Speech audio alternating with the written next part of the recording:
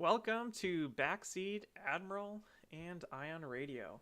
If you're in the chat, if you could just let me know if you could hear me, and then I can move on from there. I know there's usually a 10-second-ish delay. So today is January 10th, 2022, and this is the first Backseat Admiral of this year. Pretty exciting stuff.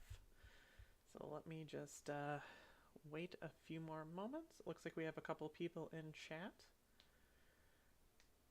And wait to see if you have sound.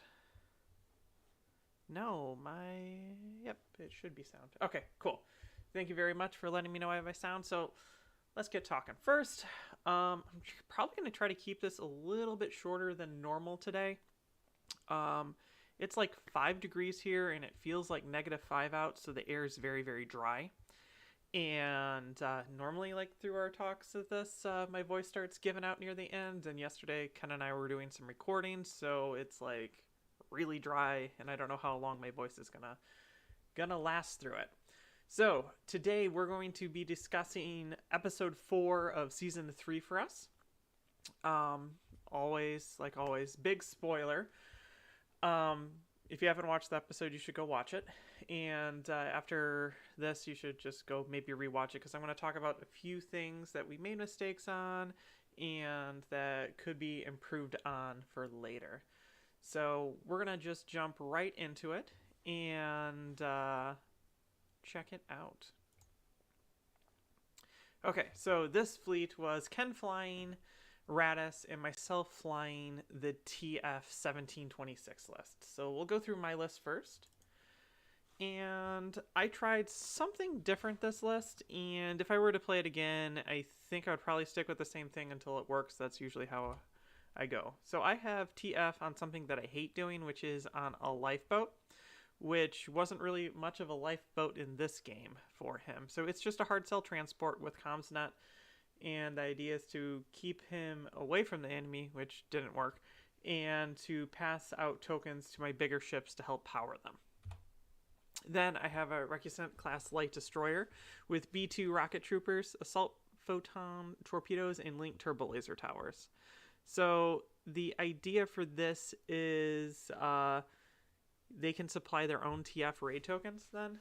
And if I get to roll black dice, there's a chance for me to get the assault proton torpedo off. I don't know if I would keep it like that or change it to something else. I just feel like, I've talked about this before, I feel that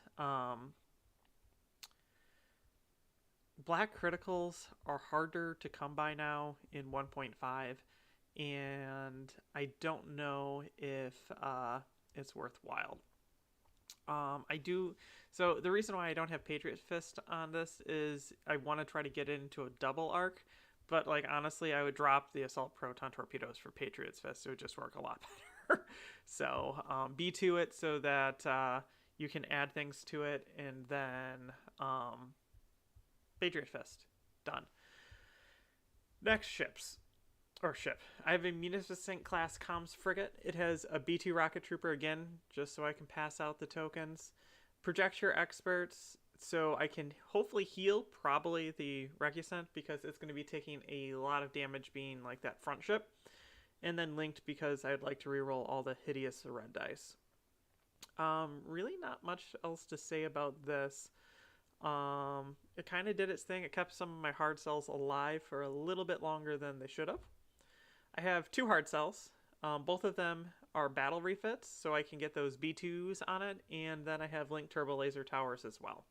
So in the fleet total, I have the ability to throw out, theoretically, 4 raid tokens a turn, which should be good enough to power TF's ability against 2 ships a turn.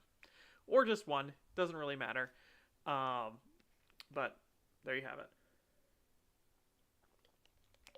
The fleet is pretty much what it is. There's not that much room to change things. Let me find out real fast how much my fleet came to. So this fleet came to 400 exactly. So I wouldn't actually be able to get what is it called? Patriot's Fist here, because I would be 2 points off. Maybe that's why I did that. Maybe I would switch it out to external racks or something like that. Or, man, I just need more rerolls. But this is one of the problems I have with making TF lists, is that the points required to build him as a TF list is always very, very close, because you have to have the B2 rocket troopers. It's the only thing that gives out raid, besides commanders and objective cards. And if you see TF across you, you're never going to take surprise attack. No one takes surprise attack anyway, because it's such a horrible objective as first player to try to play out of. And if it gives your opponent even more of an advantage, you're definitely not going to take it. So you need the B2s, and they're expensive. So you're very locked into this tight window of points. And it's basically, how can I get the most out of my 400 points? So I'm very, like, I would change the Assault Proton. Maybe drop Commsnet if I really, really wanted Patriot Fist. But then this is just straight up a lifeboat, and would get nothing else out of it. So I don't know. It's just difficult to figure out what to change when you already have limited. Like, if you look at this, hard sell, it's a ship, so we're just going to require, let's say you require all these ships. These are the ships you choose for upgrades. TF has to be there because you have to have a commander. B2s and linked pretty much are guaranteed that you need them. B2 and linked have to have it. Projection experts is wishy-washy. B2 and linked have to have it. So that leaves my fleet with a total of 6, 10, 12 points to customize it. That's it. 12 points. That's not very much to go around between 5 different ships. So, like, there's like, you could drop a ship and then you get tons of extra points that you don't really need, because you don't need to deck out every single ship, because that doesn't work as well. You need more firepower. That's what TF is about. Rolling extra dice, not less dice. So it's kind of a hard thing to figure out. I don't know what I would change. If I were to change anything, I probably would change out the APTs for something else. Then let's go to Ken's fleet. This is the first time that Ken and I think that he has flown a Radis list. I've flown it a lot. I played it for a couple competitive games. One of the reasons why I like him is it's either you lose or you win, but either way it's going to be a bloodbath of dice, and it's going to be fast. So you don't lose slowly because you're going to be in the heat of it and you're just going to get annihilated, and you don't win slowly because you're going to be in the heat of it and you're going to be able to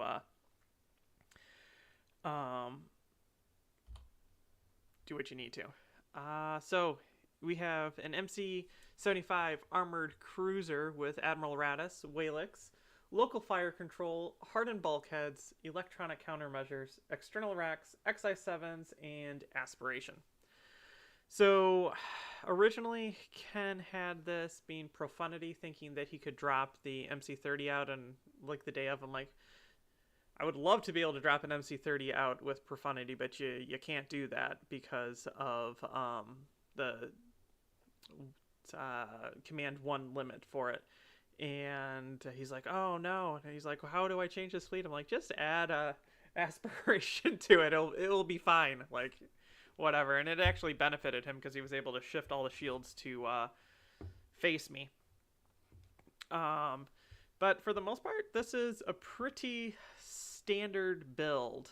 A lot of times, like the local fire control, that's something that I've started to experiment. Like, I have ideas, except the soonest I could get the fleet that I have this idea for into our seasonal rotation would be like season 6, and that's pretty far away. So then it's just a thought in the background.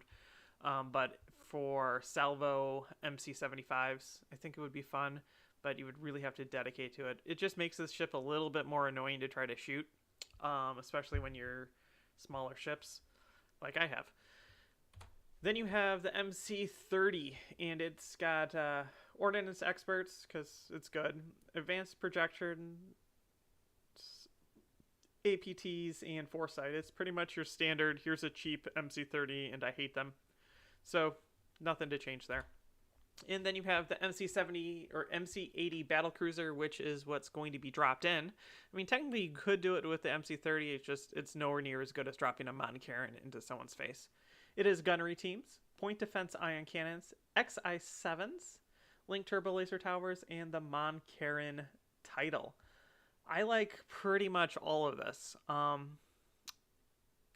If I were to change anything on it, I would change out XI-7s. And I'm a huge fan of XI-7s, except for the fact that I think that my MC-80 battlecruisers with gunnery teams and Mon Caron would prefer to have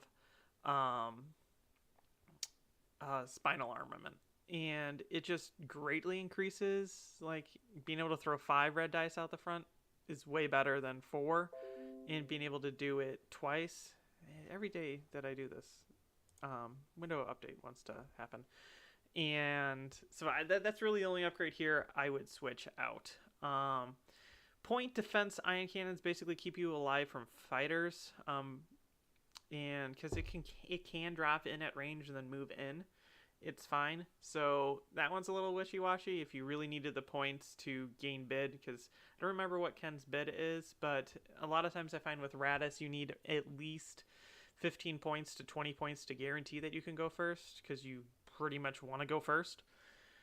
But to be competitive, you need to be in that 15 to 20 point range, because the only fleets that you really see that are going to be going higher than that are going to really want first or really want second. And if they really want second, cool, I get first anyway. But for Radis builds, you definitely need a bid. So I like being my Radis at 15 to 20 points. So that's about it. Both of these fleets I would pretty much leave the same. The more and more I play them, the more and more I dislike the MC-75, and I know people probably think that's crazy, but I just never get it into like good arc and good range. It's always like a little tiny ship skirmishing me on the edge, and I'm like, well, I'm throwing as much as I'm at you, and I don't have an evade, so this sucks. I'm just growing. I used to really like it. It used to be my favorite Rebel large, but it and I have not been seeing eye to eye. So that's about it for fleet talk. We're going to dive into the rest of it in a minute, so I'm going to check chat. If you have any questions about it, hit me up there, and then we'll jump into the game, and I'll talk about what I intended to do and how Ken and I made a mistake, and things sometimes don't get caught until editing. So let's see, we have Yo Old Battle Strategist. He's in chat. Max M is here. Patrick is here. Ken is here. Jacob's here. Cro-Magnum is here as well. Did I miss anyone? Jacob is also here. So, John, you always say photon torpedoes instead of proton torpedoes. You are trolling Star Wars fans, or is it a genuine slip? Honestly, I grew up being a Star Trek fan, so photon torpedoes are my main weaponry. I always think of Star Wars being concussion missiles, not proton torpedoes. So it's just slipping. If I actually sat there and thought about it, I'd probably still say the wrong thing. Show Mew is great for rerolls, especially if you have swivel mounted batteries on the Recusent. Yes, it would be. But anytime that I have to put down 2 tokens or 2 number things to activate during a round, I 100% will not need it those rounds. That's how I've found it when I've used it before. Like, I used it, this would have been right when it launched. I had a couple ships that I played and I had it on it, and let's just say I put it on round 3 and 5 or 2 and 4 or something like that. Had no shots in 2, didn't get to use it. 3 really needed it, and then 4 I had all hits, didn't need to re-roll anything, and then 5 I needed it again. So like it is what it is. Hold sorry about that. So it's just the way it is. And I also really don't have points for swivel mount batteries on top of all of that. I really prefer to use Munificent with B2s. but you're stuck with speed 2, and you can only have 4 of them if you build light. Yeah, I know. So before, I was running into this point problem. Like, the Separatists have this point problem. Like, all their ships are, like, evenly spaced out, so you can't really, like, drop one ship and get 2 ships into it. So, like, that Munificent, if I were to drop it and I put a hard cell in, I could probably get 1 hard cell, and then I would have lots of extra points for upgrades. Which I think I would just rather have a Munificent than another hard cell. And that's why I kind of made it into, like, that tank. Like, I can heal. Like, if you shoot at it, cool, then I just engineer out of it. And if you're shooting at my other ships and not it, cool, I'll just try to heal those other ships. The idea was for the flagship to pass it engineering tokens, so then I could regen enough shields and pass shields each turn, but that didn't happen. I would swap LTT for DTT. I do not like DTT. I like LTT better. I think it's better. It also functions against fighters if I get attacked. So DTT doesn't do anything for me for that. Ken likes it. I don't. My red dice are too inconsistent. And yeah, I like it for here's 2 extra black dice against a fighter if I run up against a fighter build. So all of my ships have that. So if I really needed to have something dead, theoretically I could shoot 4 times at a ship, and hard cells have, the battle hard cells have 2 dice, plus if I really wanted to I could use the B2s to add in a dice, so that's 3 dice, and then LTT in, so that's 5 dice, 10 dice between the 2 hard cells into a ship. Then the Munificent would be 3 dice, so we're at 13 dice, and then the Recusant would also be that, so that's 16 dice against 1 squadron in a turn, so it should die. So that's why I like Link better, because if there's a squadron that has to die, I could theoretically just straight kill it. Or just facing lots of squadrons in general, LTT is better, because this fleet is very much so kill ships, but if you keep your ships out of range and just send in fighters, I would like a way to work my way out of that.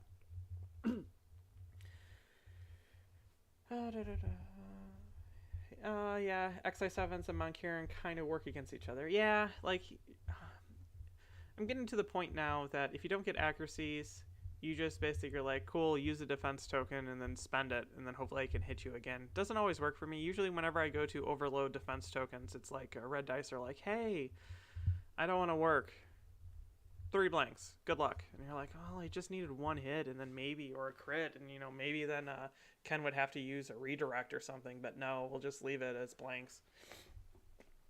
In a game the other day, I hit him hard once, and then the next one was like 2 damage, and he's like, okay, I'll take it.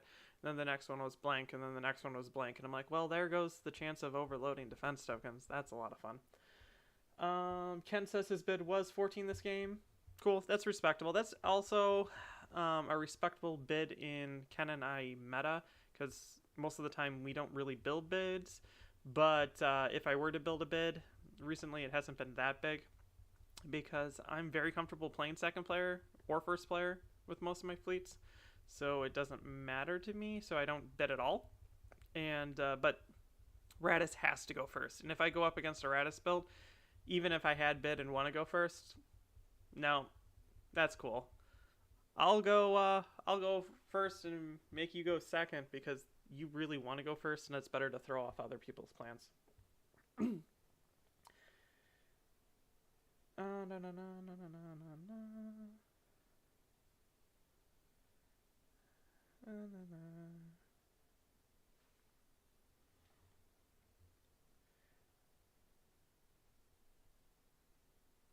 Have I considered only doing the wreck in 3 to 4 battle refits? Yes, I kind of mentioned that, but then I would have like 100 points of upgrades to put on ships that don't want upgrades, and that's really kind of where I run into the problem. Or like 20 points extra, and then it's like my ships, it's either I have a crazy bid or my ships are over upgraded, and I actually think over upgraded is a thing, because when you consider trading points, like point to point for ship to ship, it's kind of important to understand where your ships lie. So if we look at my ships, right? So my wreck is kitted out to be 103 points. The comms frigate is 90 points. My flagship is 75, and the others are 66 points. So in most games, if you have a big Star Destroyer and it's decked out, it's 150 to 175 points.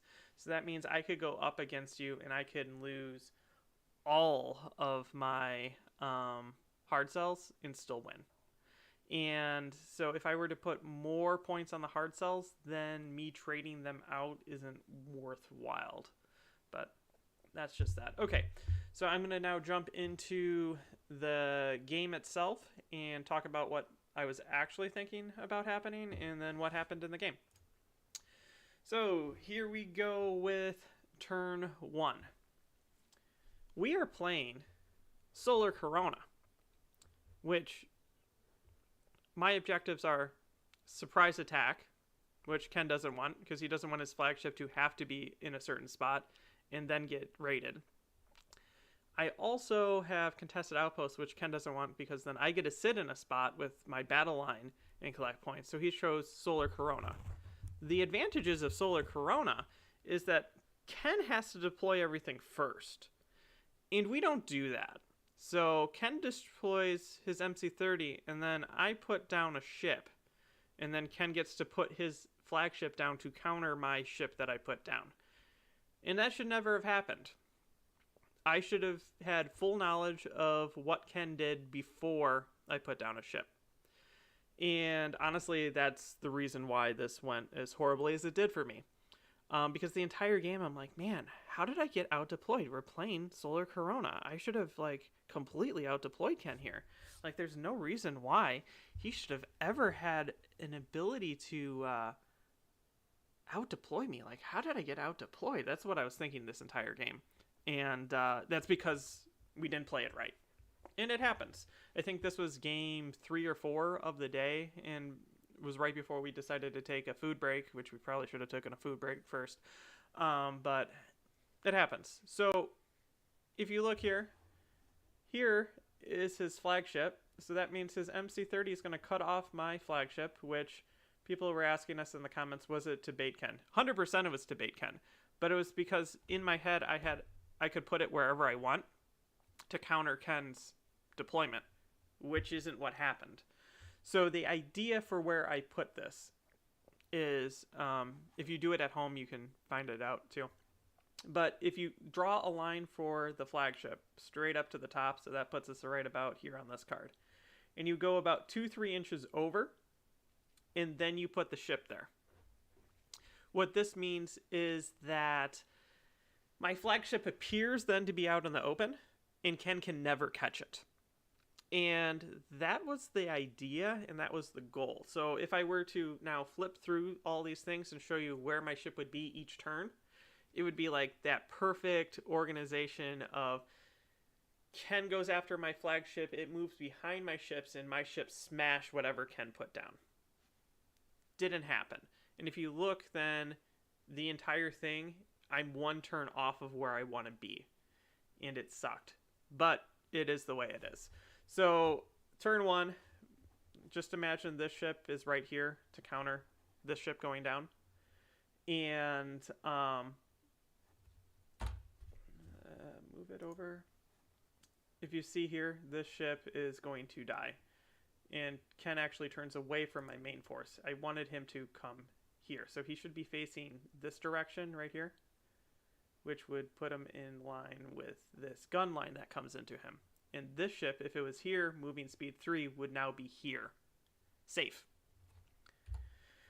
And as you can see with the drop and the move, all of his stuff is now behind my line, which shouldn't have been there. This should have been right here. So the reason why the station is placed here is if you look where this is, this ship on the next turn should be ramming his drop ship because his dropped ship should be right in this center area from where I wanted to draw him over.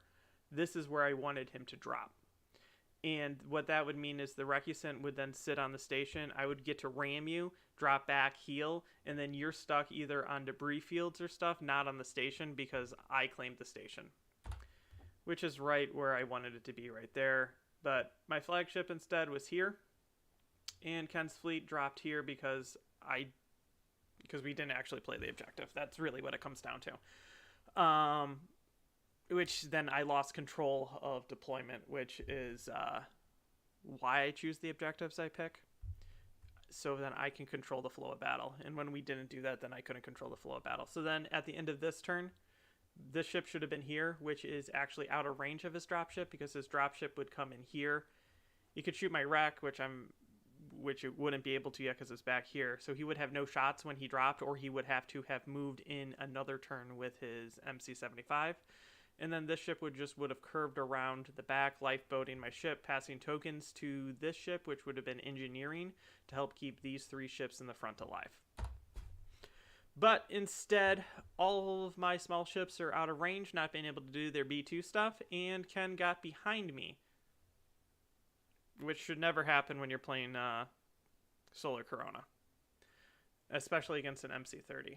This should have been a huge crash right here in the middle, and my flagship at this point would be over here, completely safe from this. That was the game plan, and it did not go anywhere near that plan because we messed it up. So instead, and like, look at this. This would have been delightful. Every single one of Ken's ships have like 2 to 3 raid tokens. It would have just been black dice everywhere. It'd be like handfuls of black dice at a time. But TF died way too soon. At this point, I knew I had lost. I knew I'd lost earlier. Like, as soon as I knew I lost here, between turn 1 and 2, I'm like, oh, I lost this game. So I guess I have to finish it. And I managed to barely take down the MC-80. And then there just wasn't enough firepower pointed at it to finish that MC-75. And that has a lot to do with the aspiration. I think that's the title. Because Ken just shifted all of his shields to that side because he knew when he dropped, he would be on that side. Which, again, he wouldn't have known if we played this right. So, my ship's hard cell died really fast. The Recusant died. On Ken's ship, like, I was able to, by the end of the game, eliminate most of his shields on his MC-75. And this is, like, not actually counting on that theoretical last turn, me actually attacking him. Because there just wasn't a point of blowing through anymore. Because I wouldn't be able to do enough damage with a ship, and I didn't want my ship to die because I had 3 hull left, I think. Yeah, 3 hull left is not what you want to attack something with black dice as a salvo. That just does not sound fun. So yeah, that's pretty much it. A lot of it comes down to the fact that we deployed wrong. So final score, 178 for Ken, 133 for me. And this is what I was talking about with that point. Like, you need to know how many points you have and how many points you can lose to be able to win. So, like, if I were to upgrade these more, it would be even more out of whack. But I would have to kill 2 of Ken's ships and not have lost one of mine, which isn't going to happen. But if I just lost the Recusant, which is fine, like, that would have been, like, right in the middle of things, and kept everything else alive, and just took down one of his ships, then I would have won because I kept the Recusant cheap. But it's a 45 MOV, and it was extremely close still, and it went really, really poorly for me. Being able to get dropped on when in your head you had the strategy of, I'm going to be here so that he can't shoot me, is like, oh no, let's just start over. But I will have to play TF again and try to get those raid tokens out to get the extra dice, because This was not a satisfying way to play this fleet. That's really all I have. Let's go to objectives sometimes. Yep. Actually, I had most wanted, not most wanted. It should be surprise attack. Give me a sec. Maybe I did have most wanted. Why did I have most wanted? I don't know. Should be surprise attack. I have written down most wanted as well, but you also don't want to go most wanted against this either, because that's just extra dice on top of things. Weird, I thought it was surprise attack. But I mean, either way, you're not going to choose most wanted, and you're not going to choose surprise attack against this fleet. And contested outposts, you don't want to choose either, because I'll just sit on it and move my battle line straight forward. So Solar Corona is what kind of chose. That's about it. If you have any questions on the match or thoughts on the match, let me know. And then I'm trying to think if there's really anything else really to mention. We're cruising through with Madness. I know Ken is working on doing a fleet announcement, and then you guys can make your brackets and figure out where it is for that. It should be exciting. We have some very, very different fleets representative of all of the factions, which is kind of fun. And yeah, we're looking forward to being able to do that. Let's see if there's any questions. From Ye Old Battle Strategist, does the Republic have the same problem as the Separatists? And I think what you're referring to is the problem as the Separatists as being a difficult place to place upgrades on ships. It's either you have way too many upgrades on ships, or you're like super light on upgrades because it's like a hard price point. And I think the answer to that is yes. And a lot of that has to do with the fact that neither faction has like a super cheap flotilla ship, which, if you've watched anything about this, I am hardcore against flotillas and cheap activations, as cheap as they are. There's absolutely no reason why there should be transports that cost less than some fighters do in the game. Like, it's just really not healthy for a game, and you can see that as how unhealthy the game became before they did some major nerfs to the flotillas. So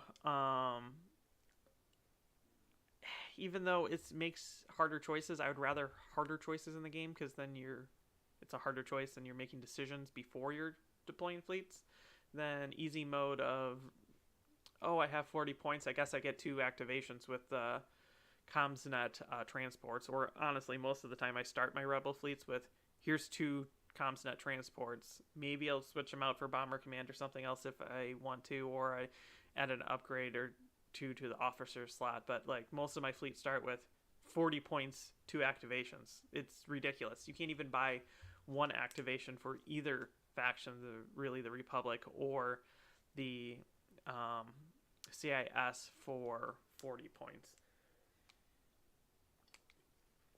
But I'm so glad that they nerfed it to only 2 flotillas, because facing those like 6 transport fleets, that's 120 points and 6 activations. Then you drop a massive 200+ point MC-80 assault carrier into it with Defiance. It was not fun to place. So I'm glad that we're in a bit of a healthier place with flotillas nerfed. I don't think either the CIS or the Republic should get flotilla level activation cheap ships. I would rather just have more options to do different things than get back to that. Oof, brutal. Hi Skull, what's going on? It's cold. It's probably cold where you are too. I actually looked it up beforehand, because I know we have a lot of people from Europe. So when I say that it's like 5 degrees here and it feels like -5, that's Fahrenheit. So what that translates to in Celsius is -20 in Celsius is what it feels out right now, which is pretty cold. Question for really anyone: do you feel drawn to one faction, ship, or admiral, but generally you don't really like how they play or what you can or cannot do with them.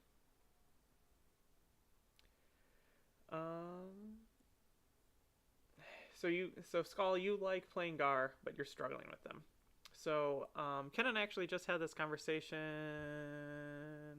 Was it yesterday? Did we get together yesterday? I think it is. I don't know. All my days blur together. Being night shift and then switching back and forth from nights to days messes you up. I think it was yesterday we were talking about this and how much I dislike arcs. And I just don't like them because I see them as being very, very weak, but that's also my preference for dice too. So we were just discussing how Ken likes arcs and I do not, and I prefer Y-wings for like bombers. If you look at Y-wings versus arcs for bombing, right? So an arc's 15 points, so let's just say you have 60 points, so you can get 4 arcs in, and they're 7 health each, so that's 28 hull. Or I can buy 6 Y-wings, which then brings me up to a grand total of 36 hull, which is much, much more. You lose the counter. Neither here nor there. And you're a black dice versus a double blue dice. Double blue dice hate me, so I would much rather roll a black dice, and then the average damage, I think, comes out the same for a black dice. It should be, 1 versus 2 blues bomber, which is 1.5 maybe. So it's about the same. So between 6 Y-wings and 6 arcs, your average damage should be about the same. But you could always spike. And if you spike, then the Y-wings are way better because then they can do theoretically 12 damage a turn versus the arcs doing a maximum of 8 damage a turn. And then you look at the anti-fighter. So the Y-wings are 1 blue and 1 black. Great. I like both those dice. You can get the accuracy if you really need it with the blue, and then the black is just a hit. And I can do then theoretically 12 points of damage with all 6 of those bombers compared to the 4 arcs, which have a red die, which for me I just don't count. I just don't consider it even a dice for anti-fighter, and then 2 blues. So it's pretty much the same, and I would like more squadrons than less. And the counter doesn't really matter all that much to me. So I would go with Y-wings. Long story short, I struggle with Gar fighters, and the only way Gar is really, really good, I think, is if you go fighters. So I like the faction. I just struggle with it. Like, all people always talk about, even like the CIS people always talk about, you should use hyenas. I'm like, I have. They were horrible for me. And then every time I face them, they're really good. And it's just super frustrating. Like, this should be good. Like, I could bring, honestly, I could field, how much are hyenas? 11 points to like 13 of them or something crazy like that. Or 10, whatever. Let's say we'll bring 10 or 13. 13 is fun.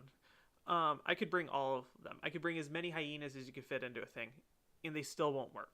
And it's just annoying because it's just dice sometimes. And even if I bring Bomber Command, it's like blank into a blank. Okay, cool. Red dice are red dice. So I struggle with that. And the place that I found home is Tri-Fighters. Tri-Fighters I'm decent with.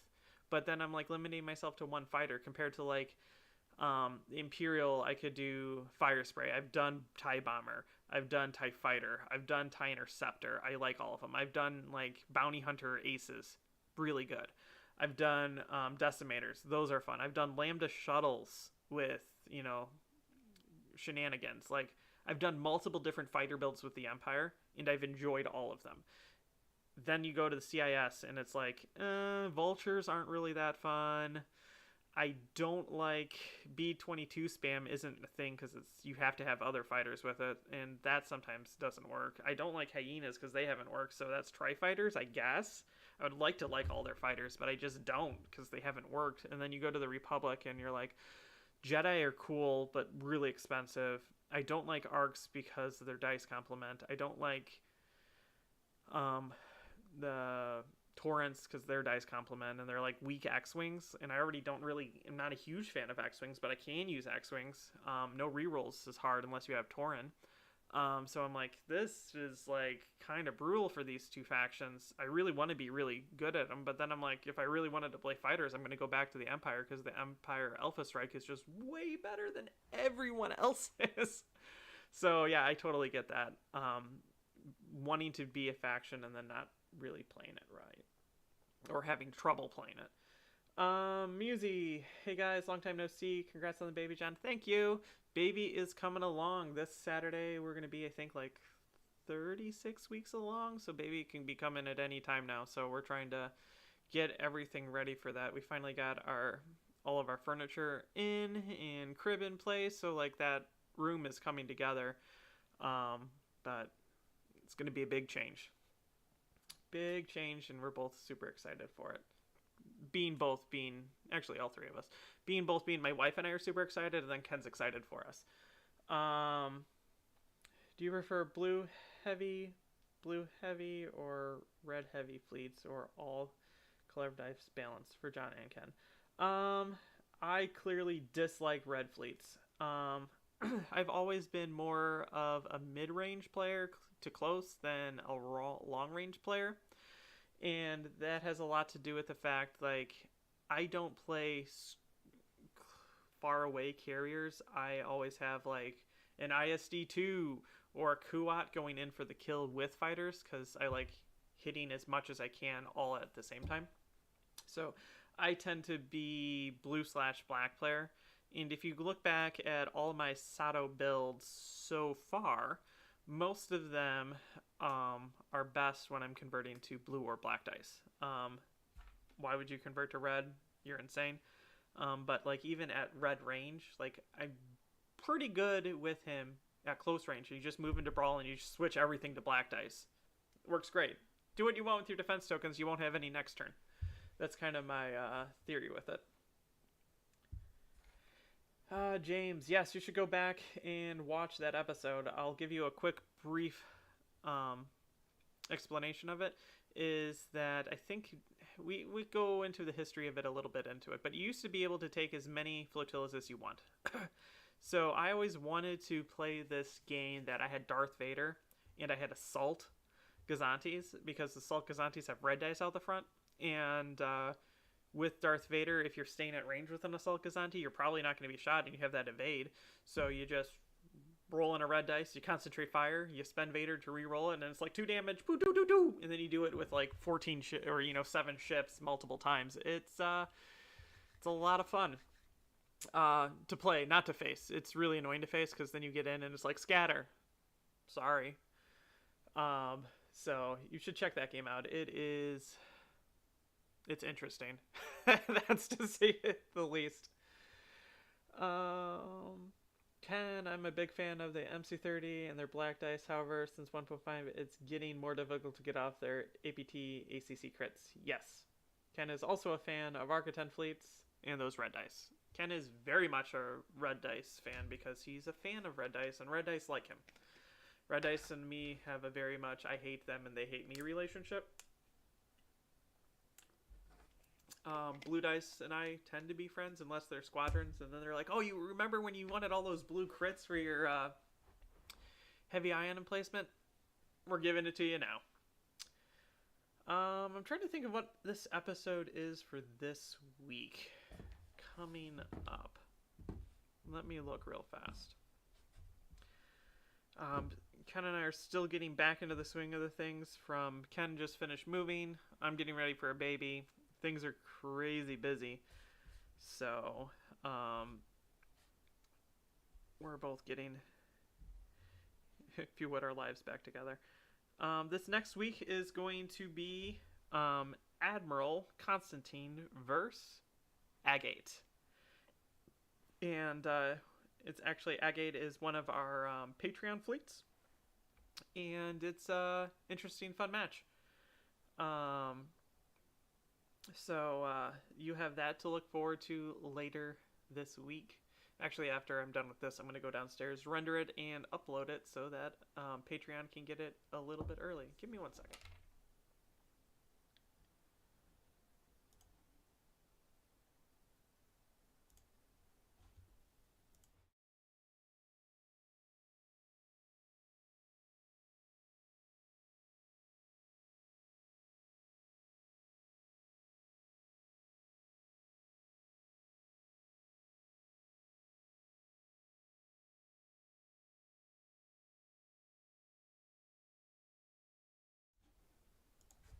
There we go. Yeah, so I'm going to get all that ready so that we can have the episode for this next week. How is Legion progression going? I think Ken just got his computer back up and running, so there is a Legion episode that is going to be edited. Then we're gonna try to get some in, but like with my baby coming, and then I'm not gonna be available for at least a month. We're hoping to get more filming done. If we don't, we don't. So it's just life. Honestly, gets in the way. I have a lot of Legion stuff that is in production. I like the CIS faction, so I have like the rest of my CIS army being glued together right now, and I need like a bunch of time to paint it up. So I glued together both the old tank and the new tank. I have a bunch of spider droids done. I have mag guards glued together. I finally found a Maul and have him glued together. I have a bunch of the super tactical droids glued together, and then a bunch of upgrade sprues glued together too. Ken actually, he just picked me up some paint so I can paint it. I started using Citadel Air because a lot of this stuff just needs like to be like that lead belcher silver color, and like painting lead belchers kind of sucks because it's like toothpaste. And the air just sprays on so fast and smooth. So I'm going to hit like a bunch of the different models with that and then be done with it. Especially for like the bigger like tanks. I'm just going to airbrush that, get that done. But that I need time to be able to finish doing it. And then I'll be able to field any list for the CIS and then start experimenting again. So we're excited to get back into Legion. It's just right now it's like time-wise we need to get time.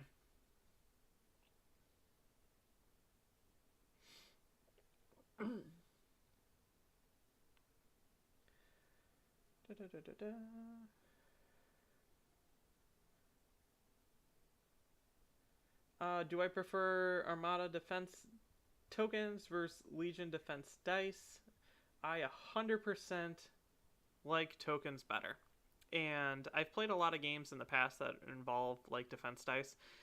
And dice are dice. Sometimes like you could have a ship that's like, I have really, really good defense, and then your dice are like, oh, no, you don't. And then you just die, and that's kind of frustrating, and like you see that in like X-Wing, and so I played a lot of like Star Trek Attack Wing, and if someone's defense dices are hot, there's no way you're going to kill them, and that's not fun. What the defense tokens do is it allows you to mitigate it allows you to mitigate damage while still having to take damage. And that's an interesting concept between that and defense dice. If you look at, like, I'm going to just use the attack wing. So in attack wing, you have shields and you have hull, and then you have defense. And most ships have like 1-2 defense dice, and sometimes you can boost it up to 3, or you cloak, and then you don't get your shields, and then you get like 4 defense dice. Well, if you only have 3 hull and you're cloaked, and you get to roll 6 defense dice, that sounds like you're pretty much invincible. Until the very first shot that comes in that does 3 damage, and you're like, 6 defense dice should mean I should average, 4 defense, and you're like, 0, and you're dead. So it's either it blocks everything or it blocks nothing. And it's a huge swing. That's why dice are swingy compared to Armada, where you attack me for 5 damage and I can spend my brace or choose not to spend it and save it for later. Like, the choices for me as a player are there as a defensive player. If I were to change anything, I would probably change it so that there are actually less accuracies in the game. I'd probably switch blue dices to only having 1 accuracy, so that players have more choices when they are doing it, and then that makes accuracy generating things a premium. Like, they already should be a premium, but I would make it even more of a premium. So I would have blue dice probably, let's see, 4 hits, maybe 3 crits. I wish there was some other icon. We could just make up another icon to be that 7th spot on the dice instead of 2 accuracies. So it would be 4 hits, 2 crits, an accuracy, and then one other thing. I don't know what I would want it to be, but let's just pretend it's a different icon.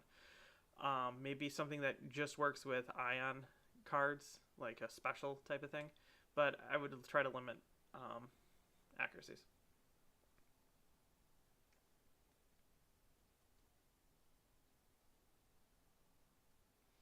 Skull, yeah. Actually, Legion's fun. It just becomes hard when you have very limited time to play multiple games, so you just kind of have to go with what your local group has. The nice thing about Ken and me is, while there are local groups with like COVID and distance now being a major factor, and time, running out of time fast, we don't really get to go hang out and play in game stores, so we just play with each other. So it works for us that occasionally we get a Legion game in because it splits up the fact that besides that, the only thing I play is Armada. But whatever your group is what I probably recommend playing.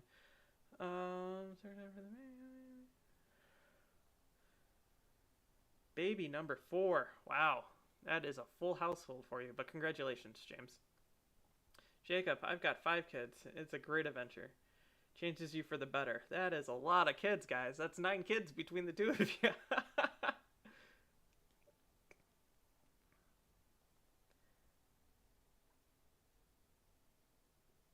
Yeah. Defense tokens. It's just, defense tokens are just so much better and it's smoother. It's actually quicker. Because if you imagine how much time goes into Armada, I roll, I add dice, I change dice, I remove dice, I do different things. I have critical effects that go into effect that go into rolling dice. And then you just completely stop. Now you have to remember how much damage there is. And then I pick up a handful of dice and I roll them. And you're like, that's a lot of rolling. And then you convert things. Compared to like Legion, it's either you roll your dice, you spend an aim to reroll, which isn't really that often. So rerolling isn't as like often, and it's usually only 2 dice instead of like I get a pick, all of my dice up and roll them. And then it's like surges either convert or they don't, and they removed 4 damage, and then I take however much damage you have and I roll that color dice and you're done. So Legion, I think, is a step forward in the right direction for defense dice compared to like X-Wing or Attack Wing, but I still prefer the Armada way. Sorry. With it being so cold out and so dry, my nose has decided, hey, I know it's dry. I'm going to help you out, and I'm going to start running like a faucet. Thanks, nose. I love you too.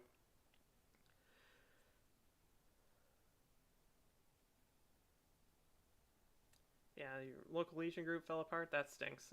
It's always frustrating to watch a group fall apart. I've been in a couple games that they just fall apart. That's what happened with Attack Wing. We used to have like 16 people playing Attack Wing a week, which was a ton of fun. And then as the game kept coming out, like their release schedule was crazy fast, so you had to like keep up with it. And then we were down to like 3 people. In like 6 months, we went from like 16 to 3 people, and then it was like none of us had time for it anymore. The main person that did it, actually, he's still big with Attack Wing, I believe. His name was Dan. He moved up to Michigan, and so he was like the leader of the group. And then we're down to like 2 people. So like I'm not gonna lead something with just 2 people, so I didn't have time to do it every week. It was every other week because of work. But yeah, watching a group fall apart is always frustrating.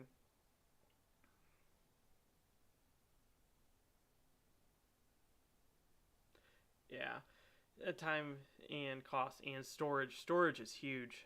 There's really no super good way to store a lot of these figures, so I totally get you there. Okay, I think we're gonna call it a night there. So welcome back to this new year, new Armada on Ion Radio. We appreciate everyone coming and watching our stuff and things like that. Like I said, next or this week is going to be Constantine and Agate, and we're excited for you guys to watch that episode, and hopefully I'll be back, I believe, the next Monday again with another Backseat Admiral, and we'll discuss how the game went. Okay, until next time, I'm John, this is the Backseat Admiral, and you have been watching Ion Radio.